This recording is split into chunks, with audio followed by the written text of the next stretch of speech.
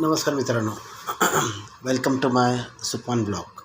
आज आमच्याकडे अचानकपणे अनंत चतुर्दशीचे मोदक जे काय आमचं उरलेलं पीठ होतं त्याचं आमचे मोदक बनवायची प्रक्रिया चालू आहे. त्यासाठी त्यांनी ते काही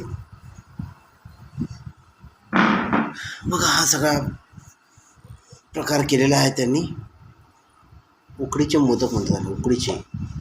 आम्ही ते काही तळलेले खायचो, पण आता आज उकडीचे मोदक करायचा प्रोग्राम आहे.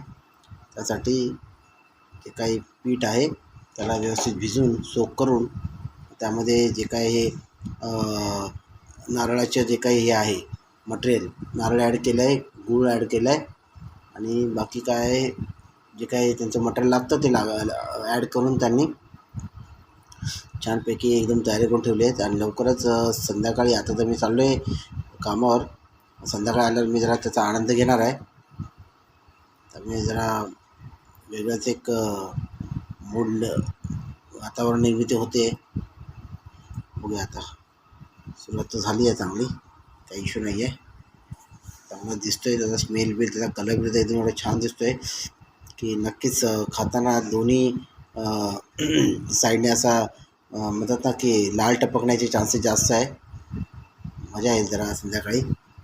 चला मग, आवडलं तर लाईक करा, सबस्क्राईब करा.